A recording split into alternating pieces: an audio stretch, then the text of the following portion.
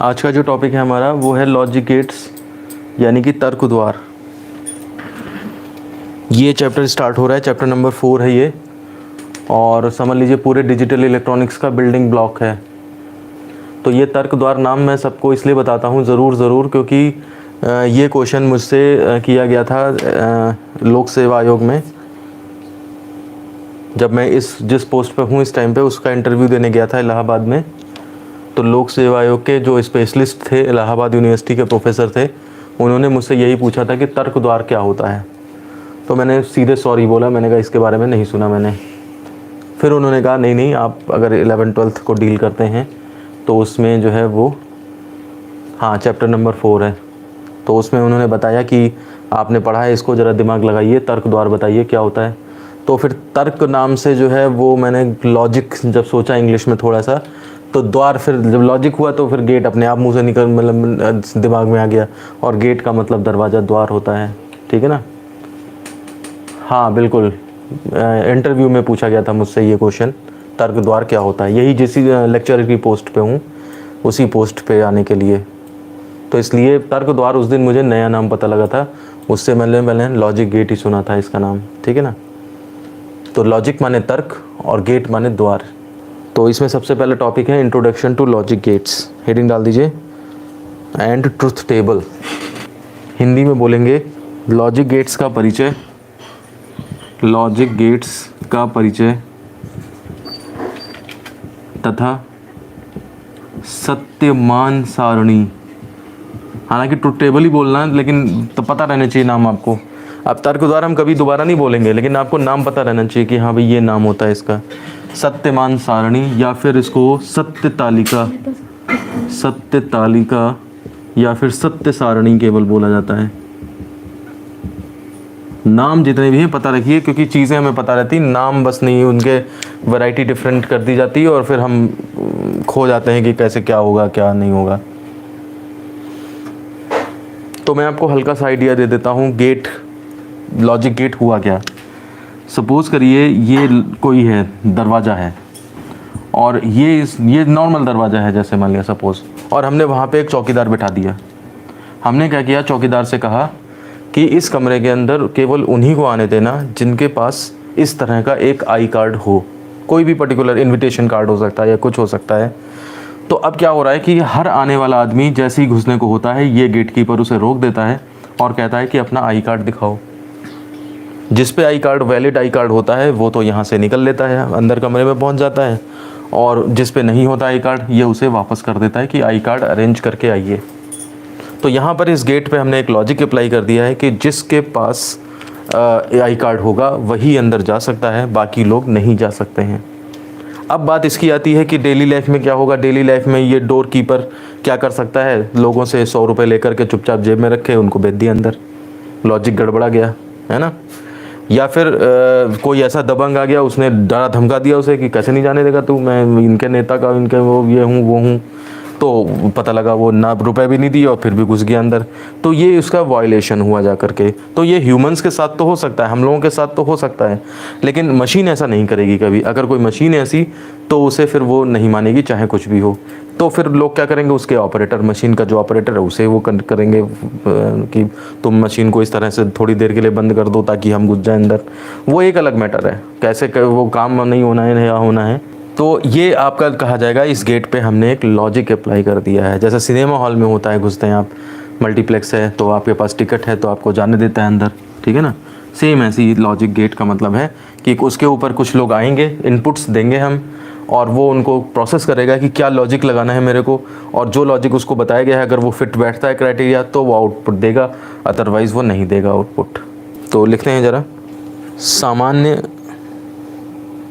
बीजगणित के पद, सामान्य बीजगणित के पद जैसे 3x + 4y है, x, y का मान कोई भी रियल नंबर हो सकता है, कोई भी रियल नंबर हो सकता है। आप x की वैल्यू 1 रखें, 2 रखें, y की वैल्यू 3 रखें, 4 रखें, 1.5 रखें, 2.5 रखें, कुछ भी रखें, कुछ भी रखें, इसमें कोई फ़र्क नहीं पड़ता है। लेकिन एक साइंटिस्ट थे जॉर्ज बूल। जॉर्ज बूल ने क्या किया, एक ऐसी अलजेब्रा डेवलप करी जिसमें कि केवल 2 ही लेवल होते थे, 1 और 0। ठीक है ना, 2 ही डिजिट होती थी, 1 और 0। 1 जो है वो लॉजिक हाई को रिप्रेजेंट करता था, ये लो को रिप्रेजेंट करता था। ये एक्चुअली वोल्टेज लेवल होते हैं। अब लॉजिक के केस में आप इनको चाहे ऑन ऑफ बोलो, चाहे कुछ भी बोलो, लेकिन डिजिटल सर्किट्स के अंदर वोल्टेजेस के हाई और लो होने को 1 और 0 बोला जाता है। मतलब 1 और 0 केवल वो नहीं है, ये एक सिंबॉलिक रिप्रेजेंटेशन है। 1 0 की हेल्प से तो आप अलजेब्रा लगा दोगे इस पे, जो बूल ने दी थी। इसको बूलियन अलजेब्रा कहते हैं, बूलियन अलजेब्रा कहते हैं। तो ये एक्चुअली इन 1 0 के ऊपर सिंबॉलिकली काम करती है। एक्चुअली जो है 1 का मतलब है किसी सर्किट में वोल्टेज का लेवल हाई होना, वो 1 है, और किसी वोल्टेज का लेवल लो होना, वो 0 है। बस रियलिटी इतनी है, लेकिन उसको समझाने के लिए तरह तरह से चीज़ें करी गई हैं। अगर हम इसके ऊपर अलजेब्रा डेवलप करना चाहें तो बूलियन अलजेब्रा हो जाएगी। उस चीज़ को समझाना चाहें कि वोल्टेज का लेवल कब हाई और कब लो होना है, लॉजिक क्या होगा, तो उसके लिए लॉजिक गेट्स एक चैप्टर आ जाता है हमारे पास। तो एक्चुअल सिचुएशन अलग है, केवल करंट और वोल्टेज का ही काम है। उसको हाई या लो कैसे करना है, कैसे हम उसको समझाएंगे मशीन को। मशीन में जो हम कह रहे हैं ना 1 0 स्टोर हो रहा है, वो भी 1 0 स्टोर होना मतलब वोल्टेज लेवल हाई और 0 ही स्टोर होना है उसको। ठीक है ना, कोई अलग चीज़ हम नहीं स्टोर करने जा रहे हैं वहाँ पे। 1 का मतलब मशीन के लिए, और 0 का भी मतलब क्या है, तो वोल्टेजेस के लेवल्स से वो डिसाइड करती है। तो सिंपल अलजेब्रा में जहाँ पर आपके मल्टीपल वैल्यूज़ हो सकती हैं, बूलियन अलजेब्रा में केवल 2 ही डिजिट 1 और 0 चलती हैं। तो यही बात हम लिखना चाह रहे हैं। नेक्स्ट पैरा में लिखिए, परंतु बूलियन अलजेब्रा में वेरिएबल के केवल 2 ही मान हो सकते हैं, 1 या 0, फुल स्टॉप। इसका नाम जॉर्ज बूल के नाम पर रखा गया है। जॉर्ज बूल, GEORGEBOOLE। अब समझा रहे हैं 1 0 वास्तव में है क्या। नेक्स्ट पैरा, ध्यान देने योग्य है कि बूलियन 0 तथा 1 वास्तविक संख्याओं को व्यक्त नहीं करते हैं, बल्कि वोल्टेज लेवल को व्यक्त करते हैं, बल्कि वोल्टेज लेवल को व्यक्त करते हैं, जिसको लॉजिक लेवल कहा जाता है, फुल स्टॉप।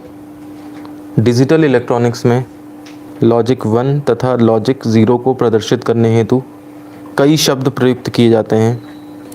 एक टेबल बना दीजिए, logic 0, logic 1। Number 1 false, true. कोई क्वेश्चन किया, तुम्हारे पास टिकट है तो चले जाओ, नहीं है, या कोई स्टेटमेंट है सही है तो 1 और है तो गलत है तो 0। तो ये अलग समझाने का एक तरीका है जिसमें कि ट्रू फॉल्स यूज़ होता होगा। एक्चुअली वो वही वोल्टेज लेवल की बात हो रही है।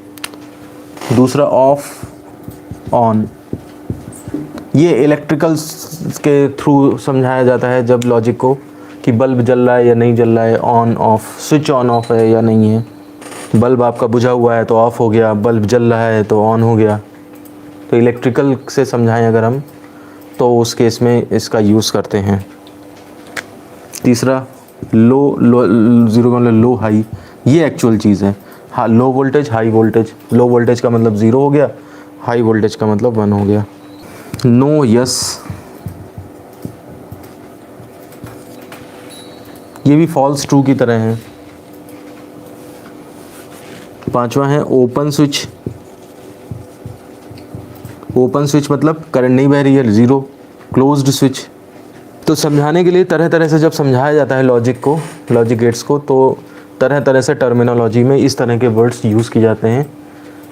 सबका मीनिंग, इन सब का मीनिंग 0 है, इस सब का मीनिंग 1 है, और 0 1 का मतलब है वोल्टेज लेवल लो, और इसका मतलब है लॉजिक लेवल हाई। अब मैं एक बात बता दूं कि बूलियन अलजेब्रा भले ही कह दिया गया है, लेकिन अलजेब्रा क्या है, बूलियन अलजेब्रा में अलजेब्रा कहने का ये मतलब नहीं है कि आप जो है वो जैसा एडिशन वैसे होता है नॉर्मल वैसी एडिशन कर देंगे या कुछ सब्ट्रैक्शन कर देंगे। रूल्स इनके बिल्कुल लॉजिक के ऊपर चलते हैं। लिखिए नेक्स्ट पैरा, यह भी ध्यान देने योग्य है कि बूलियन अलजेब्रा के समस्त ऑपरेशंस कॉमा अंक गणित के नियमों पर आधारित नहीं होते, बल्कि तर्क पर आधारित होते हैं। लॉजिक। अब हेडिंग डाल दीजिए लॉजिक गेट्स। इंट्रोडक्शन था ना, तो शुरुआत से चलते चलते अब हम लॉजिक गेट पढ़ने की कंडीशन में आ गए हैं। तो देखिए लॉजिक गेट्स क्या है, मैंने पहले ही थोड़ा सा हिंट दिया था आपको। एक ऐसा सर्किट है, डिजिटल सर्किट, एक ऐसा इलेक्ट्रॉनिक सर्किट है, बल्कि डिजिटल भी मत कहिए, इलेक्ट्रॉनिक सर्किट है जिसमें कई इनपुट और एक आउटपुट होता है, ठीक है ना। एक गेट ऐसा होता है जिसमें एक ही इनपुट भी हो जाता है, कई इनपुट्स और एक आउटपुट होता है, और ये किसी पर्टिकुलर लॉजिक पे काम करता है। वो पर्टिकुलर लॉजिक सेटिस्फाई होने पर आउटपुट आता है, और अगर नहीं सेटिस्फाई हो रहा तो आउटपुट नहीं आता है। तो इलेक्ट्रॉनिक सर्किट है बेसिकली वो, और मतलब उसके ऊपर जो आप इनपुट देंगे उसके ऊपर एक लॉजिक अप्लाई करेगा ये, और फिर आपका आउटपुट निकालेगा। उस लॉजिक के बदलने पर गेट के अलग अलग नाम पड़ते चले जाते हैं, जैसे एंड गेट, और गेट, नॉट गेट, इस तरह की चीज़ें होती हैं। लिखिए ज़रा इन्वर्टेड कॉमर्स में, लॉजिक गेट वह इलेक्ट्रॉनिक सर्किट होता है जिसमें एक या एक से अधिक इनपुट तथा एक आउटपुट होता है, तथा जो एक विशेष लॉजिक पर कार्य करता है। नोट नंबर 1 डाल दीजिए नीचे। इनपुट्स दिए जो जाते हैं वो भी 1-0 की फॉर्म में दिए जाते हैं, और आउटपुट जो है वो भी 1-0 की फॉर्म में ही आता है। अब 1-0 का मतलब वही है, high level, low level, voltage level, उसका भी high voltage, low level voltage. लिखिए लॉजिक गेट को इनपुट 1 या 0 ब्रैकेट में लिख दीजिए, लॉजिक हाई अथवा लॉजिक लो ब्रैकेट क्लोज्ड के रूप में दिया जाता है, तथा आउटपुट भी 1 या 0 के रूप में ही प्राप्त होता है। ब्रैकेट में लिख दो, अर्थात हाई या लो वोल्टेज, हाई या लो वोल्टेज लेवल की फॉर्म में। नोट नंबर 2, चूँकि बूलियन अलजेब्रा के सभी ऑपरेशंस लॉजिक पर आधारित होते हैं, अतः Boolean operations comma logic gate द्वारा किए जाते हैं। ये लाइन आपको आगे आने वाले समय में समझ में आएगी कि अगर आपको 0 में 1 ऐड करना है और 1 आया तो ये काम जो है वो गेट के थ्रू ही करा जाएगा। ये बूलियन अलजेब्रा का एक्सप्रेशन है कि 0 में 1 ऐड किया तो 1 आया, लेकिन इसको एग्जीक्यूट कैसे करा जाएगा, तो वो लॉजिक के ऊपर एग्जीक्यूट किया जाएगा, गेट्स के थ्रू ही एग्जीक्यूट किया जाएगा। वो चीज़ें धीरे धीरे आएंगी आपके पास। हो सकता है आपने 12th क्लास में फिज़िक्स में आपने लॉजिक गेट्स पढ़े हों, तो वो और एंड नॉट होते हैं, और नैंड नॉर भी बता दिया जाता है, और शायद एक्सो और भी बता दिया जाता है। उसके आगे कुछ नहीं बताया जाता। इनके इलेक्ट्रिकल एनालॉग होते हैं, इलेक्ट्रॉनिक एनालॉग ये भी होते हैं 12th क्लास में, हालांकि वो बच्चों को कम समझ में आते हैं, लेकिन हमें यहाँ पे डिटेल में थोड़ा और बाकी चीज़ें भी देखनी है। अब हेडिंग डाल दीजिए ट्रुथ टेबल, सत्यमान सारणी। इंट्रोडक्शन टू लॉजिक गेट ख़त्म हो गया है, ट्रुथ टेबल हेडिंग डाल दीजिए। देखिए सपोज़ करिए मेरे पास एक गेट है, मुझे नहीं पता कौन सा लॉजिक लगा है, ये भी एक गेट है, इसमें मैंने 2 इनपुट दिए और एक आउटपुट आ रहा है, इसमें मैंने 3 इनपुट दिए और एक आउटपुट आ रहा है। ये आउटपुट हो गया, ये इनपुट हो गए, इसमें इनपुट ये हो गया, आउटपुट ये हो गया। तो देखिए अगर इनपुट और आउटपुट के बारे में बात करी जाए और हम एक ऐसी टेबल बनाएं जिसमें कि जैसे एक्स वाई है, ये एक्स वाई जेड हैं 3, ये आउटपुट है, आउटपुट को सपोज ओ से शो करो, ये ओ से ना करके कुछ एक्स वाई जेड या ये इस तरह से कोई और नाम ले दें, अगर इसको चलिए ए बी कर लीजिए, ए बी, इसको ए बी सी कर लीजिए, ठीक है। और आउटपुट को जो है हम सपोज़ एक्स से शो कर लेते हैं या वाई से शो कर लेते हैं, कुछ भी शो कर लेते हैं, आउटपुट को वाई से शो कर लिया। तो अब यहाँ पर देखिए आप, ए बी 2 चीज़ें हमने डाली, तो वाई क्या आता है। अगर हम सारी इनपुट्स की पॉसिबिलिटीज़ को ले लें, कोई भी ना छोड़ें, और सब के बारे में बताएं कि ऐसा होगा तो ऐसा आएगा, ऐसा होगा तो ऐसा आएगा, ऐसा होगा तो ऐसा आएगा, कि मतलब 2 में देखिए क्या ऑप्शन बन सकते हैं, 0 0 दोनों हो जाएं, या 0 1 1 1 हो जाए, या पहला 1 और दूसरा 0 आ जाए। देखिए ये अलग अलग सिचुएशंस हैं। आप कहोगे कि ये इस पे नहीं है, तो वो बात तो एक ही है, लेकिन डिजिटल इलेक्ट्रॉनिक्स में ये बात एक नहीं है। पहला 0 है तो दूसरा 1, और पहला 1 है तो दूसरा 0, और फिर तीसरा ऑप्शन है सारे 1 हैं। बस इसके अलावा कोई ऑप्शन और नहीं हो सकता, और कोई पॉसिबिलिटी नहीं हो सकती है। हम सबके बारे में बताएं कि ऐसा ऐसा होगा तो ये आएगा, ऐसा ऐसा होगा तो ये आएगा, ऐसा ऐसा तो ये, ऐसा ऐसा तो ये आएगा।